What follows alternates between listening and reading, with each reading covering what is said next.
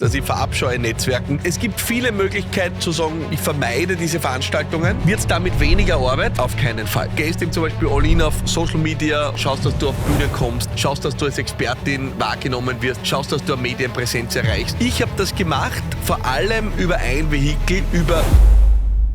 Diese Folge wird dir viele freie Tage und Abende bescheren, an denen du nicht mehr sinnlos auf irgendwelchen Netzwerkveranstaltungen rumläufst. Mein Name ist Philipp Madertaner und Philipp Madertaner Unplugged ist der Top-Business-Podcast des Landes. Meine Personal Brand hat über 1 Million Reichweite über alle Plattformen und ich habe in meinem Leben wahrscheinlich schon Medienpräsenz im Gegenwert von Millionen Euro rund um meine Person generiert. Aber das Wichtigste ist, du findest mich auf keiner Netzwerkveranstaltung. Wie ich es trotzdem geschafft habe, gib mir 20 Minuten und ich verrate es dir. Let's go.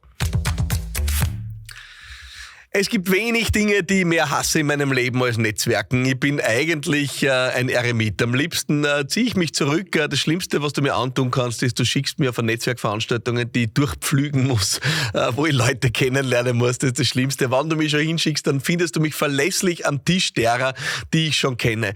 Faszinierenderweise habe ich es trotzdem zu was gebracht. Ich habe mehrere Unternehmen mit Millionen Umsätzen aufgebaut. Ich habe ein Personal Brand 7-stellig generiert.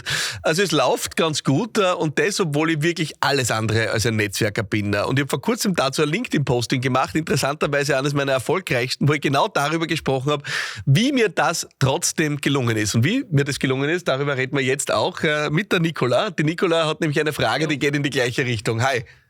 Hallo Philipp, vielen Dank. Ja, meine Frage lautet, ich rede den ganzen Tag mit Menschen in meinem Beruf und möchte eigentlich am Abend zu keinem Vernetzungstreffen. Ich möchte zu keinem Live-Event, ich möchte zu keinem Business-Talk. Ja. Genau. Und die Frage, die sich mir stellt, ist, wie schaffe ich es dann trotzdem, mich gut zu vernetzen? Früher war das möglich, über Mail einen Türöffner zu bekommen, ein Gespräch zu führen und ja, meine Kunden zu erreichen. Ja. Jetzt stelle ich die Frage, warum jetzt auf einmal? Grundsätzlich bin ich im Trainingsbereich tätig und habe Privatkunden, die zu mir kommen. Ja. Altersspanne ist sehr groß. Ich würde mich gerne an Firmen anbieten und sagen, braucht ihr etwas im Mentaltrainingsbereich? Und also neue Kundengruppe und damit die gefühlte Notwendigkeit im Vertrieb und im Netzwerk anders zu agieren. Ja, verstanden. Richtig, danke. Ja. Schau, es gibt ein paar Dinge ganz pragmatisch, Nicola. Die erste Sache, ich fange mit der nicht so netten Sache an, ja, und dann, weil ich habe ja sozusagen im Teaser schon gesagt, ja, natürlich geht's anders. Ich habe es anders gemacht. Also ich verabscheue Netzwerken. Ich war nie, ich glaube, die zweite Netzwerkveranstaltung, wo ich war, die kannst du auf 2 Händen abzählen. Also es ist für mich das Schlimmste auf Gottes Erden. Super. Aber ich sag dir trotzdem, wenn du deine Ziele erreichen willst, dann musst du den Preis dafür zahlen. Ja, was heißt das? Kann es sein, dass es für manche Leute notwendig ist, direkt in die Attacke zu gehen? Absolut. Was es jedenfalls ist maximale Sichtbarkeit für deinen nächsten Level ist nicht verhandelbar. Ja, und das ist jetzt der Knackpunkt. Ja, wir können darüber diskutieren, ob die Netzwerkveranstaltung der richtige Weg ist, aber worüber wir nicht diskutieren können, ist, dass du deine Sichtbarkeit aufs nächste Level bringst. Und da hast du natürlich jetzt viele Möglichkeiten. Aber was ich nur sagen will, ist, zu sagen, ja, ich habe so ein tolles Produkt, so ein tolles Angebot und am liebsten bin ich gern für mich und im Rückzug und die Leute sollen mir nur einfach tief in die Augen schauen und erkennen, wie großartig mein Angebot ist. Ja, das wird's nicht sein. Ja, es ist Teil deines Jobs, dein Produkt und Angebot zu promoten. Das ist ja der große Fehler von so vielen, die in die Selbstständigkeit reingehen, dass sie wirklich hoffen, juhu, jetzt war ich vielleicht jahrelang im Angestelltensein und jetzt bin ich selbstständig, jetzt kann ich endlich nur mehr das machen, was mir Spaß macht. Oh, und dann kommt die große Enttäuschung. Es kommen neue Jobs mit ins Gepäck. Ja? Und einer der wesentlichsten davon ist, dass es dein Job ist, dein Angebot zu promoten. So. Und das ist nicht verhandelbar. Also so viel vorweg als erster Punkt. Der zweite Punkt, Nicola, ist, und da kommt jetzt die Good News, es gibt natürlich viele Möglichkeiten, die Sache in die Sichtbarkeit zu bringen. Ja, du hast es angesprochen, Netzwerkveranstaltungen ist eine. Ich habe in meinem Leben einen anderen Weg gewählt. Ich habe gesagt, ich möchte mich zu einer Autorität meiner Branche aufschwingen, zu einer zu einem anerkannten Experten, zu einem unumstrittenen Experten, zur Nummer 1 in meiner Branche. Ich habe das gemacht, vor allem über ein Vehikel, über mediale Präsenz. Ja, und das ist natürlich nicht unbedingt leicht zu erreichen, aber gleichzeitig, wenn ich mich zurückerinnere, ich habe vor 15 Jahren begonnen. Mittlerweile heute ist es leichter, weil wir heute natürlich alle andere Medien haben, auf die wir Zugriff haben, Social Media und Ähnliches. Aber ich habe damals gnadenlos investiert, um mein Business, meinen Zugang, meine Methodik so besonders zu machen, dass sie berichtenswert ist. Ja, das heißt also natürlich, es war notwendig für mich, ein USP rauszuarbeiten, wo ich gesagt habe, okay, ich habe eine Geschichte zu erzählen, die sonst in der Form niemand erzählen kann. Ich bringe dir mein Beispiel, als ich damals meine Agentur gegründet habe, hat sich natürlich genau niemand für mich interessiert. Logisch, ich war die 40.001. Agentur in diesem Land, ja, aber ich habe gesagt, ich bin die erste Campaigning-Agentur Österreichs. Ja, ich bin die erste Agentur, die sich ausschließlich Campaigning inspiriert von US-amerikanischen Methoden verschreibt. Und ich habe dann eins gemacht, ich habe gesagt, und damit ihr mir glaubt, dass ich ein Experte bin, werde ich ab jetzt das in Keynotes zum Besten geben. Folgendes Problem, es hat mich niemand eingeladen. Ja, und wollte mir die Bühne geben für eine Keynote. Deswegen habe ich beschlossen, ich mache selber eine Veranstaltung, den Campaigning Summit. Ja, und habe einen der Obergurus in der Kampagnenführung aus den USA als Headliner eingeladen und gebucht, Unsummen an Geld dafür ausgeben und habe mich quasi im Line-Up hinter ihn dazu geschummelt. Ja, und damit habe ich auf einmal Präsenz und Sichtbarkeit bekommen und habe mich über diese andere Person auf ein neues Level gehebelt und plötzlich war ich ein interessanter Gesprächspartner zu einem Thema, das durchaus relevant war, weil US-Wahlkämpfe waren interessant. Der Kollege steht noch immer auf meinem Schreibtisch, Barack Obama, der das damals gezündet hat, diese Themen. Die waren interessant und es hat natürlich immer wieder auch Platz gegeben für Leute, die gesagt haben, ich bin dabei, hier ein neues Thema oder ein Thema neu zu erfinden. Also ich habe dem Ganzen Interesse gegeben, ich habe dem Ganzen eine Würze gegeben, ich habe dem Ganzen einen Neuigkeitswert gegeben und habe damit Weg in die Medien gefunden. So. Und natürlich, wie es so ist, Medienpräsenz erzeugt Interesse. Ja, das heißt, das sind Leute dann zu mir gekommen und gesagt, aha, schau, Sie haben doch da ein Interview gegeben oder Ähnliches, ja, können wir nicht mal sprechen. Ja, das war ein Weg. Heute mache ich das komplett anders. Heute habe ich auch noch immer Medienpräsenz, aber die Wahrheit ist, ich baue heute sehr intensiv mein Thought Leadership, wie man es schon so schön nennt, über Social Media auf. Das heißt, ich habe massive Präsenz auf Social Media. Ich habe 1 Million Reichweite und ich meine, jetzt bin ich ein Anfänger und Mickey Mouse im Vergleich zu vielen anderen. Aber man darf ja nicht sagen, mein Fokus auf Social Media ist ja nicht Entertainment. Ja, also ich habe keine Katzenvideos und ich tue nicht tanzen, dann hätte ich vielleicht, mehrere Millionen Reichweite. Ich habe 1 Million qualifizierte Reichweite. Ich habe 1 Million qualifizierte Reichweite einer hochgradig relevanten, kaufkräftigen Zielgruppe von Unternehmerinnen und Unternehmern.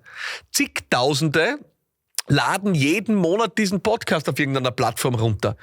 Eine hochgradig potente und qualifizierte Zielgruppe. Also das heißt, ich habe vielleicht Zahlen, die wirken kleiner als von irgendjemandem, der irgendwo rumtanzt oder von irgendjemandem, der das im internationalen Kontext macht. Aber ich habe mir natürlich eine Sichtbarkeit aufgebaut, die in einer sehr schmalen Nische fast reicht zu einer Omnipräsenz. Ja? So, und auch das produziert Nachfrage. Ja? Ich mache Webinare, um meine Expertise zu untermauern. Ja? Auch das produziert Sichtbarkeit und Nachfrage. Das heißt, investiere extrem viel in Sichtbarkeit. Ich bin vielleicht auf keiner Veranstaltung, aber die Leute sind selber auch nur einmal am Abend auf der Veranstaltung. Ich bin dafür den ganzen Tag über auf ihrem Telefon. Ja? Und sie sehen mich. Das heißt also, ich habe eine Entscheidung getroffen, absolut gegen diese Art der Sichtbarkeit, indem ich mich durch Veranstaltungen pflüge. Ich gehe aber im Gegenzug all in auf eine andere Form der Sichtbarkeit. Kurze Unterbrechung in eigener Sache. Dieser Podcast hier wird dir präsentiert von Biogena One, dem ersten offiziellen Partner dieses Podcasts. Ich habe mich lange Zeit gewehrt, Produkte hier zu präsentieren, aber mit diesem hier ist es definitiv was anderes. Ich bin selbst seit langem begeisterter Kunde von Biogena und vor allem von diesem Produkt hier. Biogena One, 99 Vitamine, Mineralstoffe, Spurenelemente in einem richtig gut schmeckenden Green Drink Pulver für jeden Tag. Bis vor kurzem ist diese Flasche hier hier noch unter meinem Schreibtisch gestanden. Jetzt steht sie als offizieller Partner auf diesem Schreibtisch, weil ich hier nur Produkte präsentiere, an die ich selbst wirklich glaube, von denen ich überzeugt bin und wo ich selbst auch Kunde davon bin. Wenn du Lust hast, das auch zu werden, dann geh jetzt auf biogenaone.com und sichere dir dein Starterpaket. Und jetzt weiter mit dieser Folge. Darüber hinaus möchte ich dir auch sagen, es gibt auch noch andere Möglichkeiten. Ja, und das ist mein dritter Punkt für dich. Der dritte Punkt ist, es gibt auch Wege, dieses klassische durch Abendveranstaltungen Pflügen zu umschiffen. Ja? Was ist mit Weiterempfehlungen durch Kundinnen und Kunden, aktiv erfragt? Was ist mit Affiliates oder sag ich mal, Partnerschaften, die dich in ihr Programm aufnehmen? Also ganz gezielt suchen nach Leverage, nach einem Hebel, wo du sagst, naja, da gehe ich nicht mehr auf 10 Veranstaltungen, aber ich mache vielleicht mit dem, der die Veranstaltung macht, eine Partnerschaft. Die führt vielleicht sogar dazu, und ich sage dir im Übrigen, das kann man alles nicht laut sagen, weil die Leute finden das alle unendlich arrogant, aber wenn du dich jetzt schon in dem Podcast verirrt hast, dann wirst du es ertragen. Ja? Dann wirst du es ertragen. Ich gehe eigentlich fast nur mehr auf Veranstaltungen, wo ich der bin, der auf der Bühne steht. Dann gehe ich hin. Ich bin nicht der das sich durchs Publikum pflügt. Aber ich bin, wenn ich auf einer Veranstaltung bin, bin ich im Regelfall der auf der Bühne steht. Ja? Und das ist für mich hochgradig effektiv, weil da mache ich einmal effizient. Meistens, die mich für ein Keynote buchen, wissen auch, ich bin relativ schnell dahin. Ja, manchmal wollen Leute Fotos machen und so, das mache ich. Ja. Aber dann, zack, bin ich weg. Ja. Und die Anfragen kommen danach. Ja. Das heißt also, was ich dir sagen will ist, und das ist mein dritter Punkt, es gibt eine sehr fokussierte Art und Weise, wie du in die direkte Präsenz kommen kannst, ohne dich durchzupflügen. Du kannst eben zum Beispiel Partnerschaften machen mit den Veranstaltern. Du kannst die sein, die auf der Bühne steht. Du kannst auf Affiliate setzen, auf Wiederverkäufer, auf Weiterempfehlung durch deine Kundinnen und Kunden. Das heißt, auch im direkten Vertrieb gibt's andere Möglichkeiten als diese klassische Art und Weise, ich muss mich da durchackern am Abend. Also weißt du, wie viele Abende ich auswärts verbringe? Der Durchschnitt ist, glaube ich, weiß nicht, 2 im Monat? Ich weiß es nicht. Also wirklich wenig. Und dann stehe ich im Regelfall auf der Bühne. Ja, oder von mir soll es 3 Mal im Monat sein. Ja, dass ich wohin gehe und sage, so, jetzt ackere ich mich da durch. Das ist einmal im Jahr und da nur widerwillig. Und dann rede ich eigentlich mit den Leuten, die ich eh schon kenne. Ja? Aber was ich dir sagen will mit meinen 3 Punkten, Nicola, ist, ja, es geht auch anders. Und ich habe alle meine Unternehmen anders aufgebaut. Ich habe es nie so aufgebaut, dass ich sage, ich mache jetzt die Schrotflinte. Ja? Interessanterweise gibt es auch andere, vielleicht lass mich das nur als One More Thing sagen, beim letzten Punkt mit fokussiert Leute kennenlernen. Ja? Ein Gäste-Podcast zu haben, ist ein unglaublich wirkungsvolles Network-Vehikel. Ja? Wo du sagst, ich lade Leute in meinen Podcast ein. Das habe ich nicht. Ich habe Leute in meinem Podcast, die mir Fragen stellen. Ja, also ich bin sogar da meinem Prinzip treu. Ich bleibe auch hier der auf der Bühne steht. Ja. Aber Leute haben Gäste-Podcasts und laden sie Leute ein und das ist gleichzeitig ihr Funnel für einen Vertrieb. Why not? Ja. Das heißt also, du hast viele Möglichkeiten. Das erste ist, du musst den Preis zahlen und es gibt keine Verhandlung über Sichtbarkeit, ja oder nein. Ja, ich habe mich in all meinen Unternehmen entschieden gegen Pflügen durch Netzwerkveranstaltungen. Aber ja, ich bin sowas von All-In gegangen bei allen anderen Optionen der Sichtbarkeit. Bei all den One-to-Many-Optionen der Sichtbarkeit, dass ich dort eine Omnipräsenz geschaffen habe. Der zweite Punkt ist, du wählst andere Möglichkeiten und gehst eben zum Beispiel all-in auf Social Media und all diese Kanäle, schaust, dass du auf Bühnen kommst, schaust, dass du als Expertin wahrgenommen wirst, schaust, dass du eine Medienpräsenz erreichst, ja, baust dir eine Autorität, baust dir Autorität rund um Thought Leadership, um dein Thema. Und das dritte ist, es gibt auch im Vertrieb andere Möglichkeiten, wo du direkt auf Leute zugehst, ohne dass das mit der Schrotflinte ist. Das sind Weiterempfehlungen, das sind Affiliates, das sind Partnerschaften, das ist vielleicht Keynote-Speaking, das ist vielleicht ein Podcast, wo du Leute einladst. Bevor dieser Podcast hier ins Finale geht, eine große Bitte in eigener Sache. Ich hoffe, du hast gemerkt, ich investiere hier richtig viel Kraft, Energie und Aufwand, um maximal Nutzen zu stiften. Wenn dieser Nutzen dich erreicht, dann brauche ich jetzt deine Hilfe, um diesen Podcast hier aufs nächste Level zu bringen. Es ist extrem einfach. Abonniere bitte den Podcast jetzt auf der Plattform, auf der du ihn gerade konsumierst und schick ihn an eine Person weiter, von der du überzeugt bist, dass sie davon profitieren kann. Es ist einfach für dich, aber ein großer Schritt für mich. Ich habe viel vor mit mit diesem Podcast und ich schaff's nicht ohne dich. Und jetzt weiter ins Finale von dieser Folge. Also es gibt viele Möglichkeiten, Summing Up, zu sagen, ich vermeide diese Veranstaltungen. Wird's damit weniger Arbeit? Auf keinen Fall. Ja, aber mit weniger Arbeit hast du sicher nicht gerechnet, Nicola, dass du aufs nächste Level kommst, wie ich dich kenne. Aber es interessiert mich natürlich sehr, welcher der Punkte landet am meisten bei dir? Der mit dem Podcast. Ja. Ich habe tatsächlich einen Podcast dank der Corinna gestartet. Super. Und der läuft auch ganz gut. Tatsächlich ist es ganz schwer, Gäste zu gewinnen. Und die Frage stellt sich schon, es baut sich rund um ein Thema auf, aber die Gäste zu gewinnen, es kommen sehr oft Absagen von sehr interessanten Persönlichkeiten, die das genau treffen würden. Ja. Und die sagen, ich traue es mir nicht zu.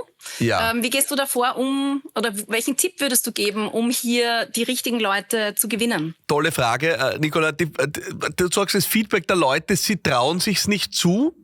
Genau. Aber du sagst, das sind anerkannte Persönlichkeiten oder das sind... Auch sehr zurückgezogene Persönlichkeiten, aber die in ihrem Metier sehr erfolgreich sind und das verkörpern, was ich mitgeben möchte. Ja. Und dennoch sagen, da wirklich mit dir länger zu quasseln, muss nicht unbedingt sein. Ungefähr so wie bei mir mit den Live-Events. Ja. Und ich scheitere noch ein bisschen an den Empfehlungen für den Podcast. Also ich frage auch mein Publikum, wenn ihr jemanden kennt, der in dem Bereich fällt, fragt mal, ob er mein Gast sein möchte. Ja. Und es kommt sehr wenig Feedback auf andere Sachen sehr wohl. Ja. Also ein paar Dinge dazu. Das eine ist Thema Podcast-Gäste. Habe ich natürlich Erfahrungen gemacht. Ich glaube, das ist jetzt nicht der Punkt bei dir, aber ich möchte ihn trotzdem sagen, weil ich glaube, dass es bei vielen ist. Du kannst keine Liga überspringen. Was meine ich damit? Ja. Du musst natürlich schauen, dass der Podcast etwas ist, wo dein Gast mindestens genauso viel davon hat wie du. Sonst wird es nicht zustande kommen. Ja? Die Leute fragen, ich habe den Arnold Schwarzenegger in meinem Podcast gehabt, der wird nicht darauf gewartet haben, dass er bei mir im Podcast kommt. Ja? Im Gegenteil, ich habe 1,5 Jahre lang für seine Climate Initiative gearbeitet, um dann sozusagen ihn zu fragen, ob er in meinen Podcast kommt. Also ich habe sehr, sehr, sehr, sehr, sehr viel investiert. Ja, echt investiert und zwar auch Arbeitsleistung und monetär investiert, um das zu erreichen. Aber das Problem ist, die meisten Leute fragen irgendwelche Leute und denken sich, ja, das wäre schön, wenn du in meinen Podcast kommst. Jeden Tag kriege ich Anfrage, komm in meinen Podcast, ich starte einen Podcast. Philipp, kommst du in meinen Podcast? Die Wahrheit ist, ja klar, ich hätte mich auch gerne in meinem Podcast bei der ersten Folge und damit Hörer zu gewinnen. Aber die Antwort ist ja, was ist der Vorteil von deinem Gast? Ja. Und ich glaube, da musst du investieren und das kann manchmal sein, dass du zu hoch greifst, ja, dass du einfach noch nicht in der Liga spielst, dass du diese Gäste bekommst. Da muss man ehrlich und aufrichtig sein und sich langsam hocharbeiten. Ja. Ja. Immer die Leute, die gerade so ein Einzel vor dir sind die richtigen. Ja. Du kannst nicht 5 Ligen überspringen, das geht nicht. Ja. Also entweder eine Liga zu hoch oder sie haben einfach den Benefit nicht durch deinen Podcast. Der Benefit ist es. Ja, und wenn die nicht drüber sprechen wollen, weil sie sagen, ich bin eigentlich zurückgezogen, dann ist es nicht das richtige Format, weil natürlich wird es dir dienen. Ja? Aber der Punkt ist, ich würde dir raten, den Podcast als Vertriebskanal. Ja? Damit du zu Leuten kommst und mit Leuten ins Gespräch kommst. Und jetzt ist natürlich die Frage, warum musst du deswegen die Leute vor den Vorhang ziehen? Ja, dann findest du halt ein anderes Format, wie du ins Gespräch kommst mit diesen Leuten, dann schreib an ein Buch. Ja, und nimm ihre Expertise mit rein, mit dem, dass du sie nennst, ohne dass du sie nennst, je nachdem, wie sie es wollen. Es geht ja nur darum, wie kriegst du den Fuß in die Tür für ein Gespräch.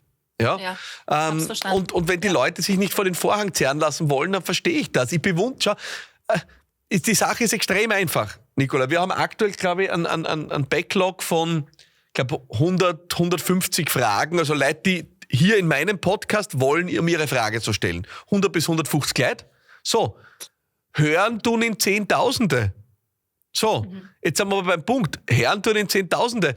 Bereit vor die Kamera zu gehen, ist ein Hundertstel. Okay. Ein Hundertstel oder ein Zweihundertstel. Ja? So, weil natürlich der Benefit für die Leute viel größer ist, wenn sie jetzt einfach zuhören. Ja. Aber Gott sei Dank gibt es einen Teil, der sagt, nein, ich möchte eigentlich ja Lust, dort direkt in die Interaktion zu gehen, weil da kann ich auch was nachfragen und bin nicht nur quasi Hörerin oder Hörer oder Seherin oder Seher. Aber das heißt, du darfst hinterfragen, was kannst du tun, was auch Nutzen für andere hat. Ich glaube immer, das Problem, warum die meisten Leute nicht vorankommen bei ihren Sachen, ich verstehe zu Recht, überlegt sich jeder, was brauche ich? Klar, aber so kommst du zu nichts. Weil jeder denkt so und erfolgreich werden die die das umdrehen und sagen, okay, ich denke jetzt nicht, was brauche ich, sondern wie kann ich was tun, was für andere, was anderen was bringt. Sehr gut. Und auf einmal bist du im Spiel. Ja? Weil du gerade angesprochen hast, geschätzte Kollegin von mir und unterstützt mich ja auch bei meinen Aktivitäten, die Corinna Hindenberger, ja?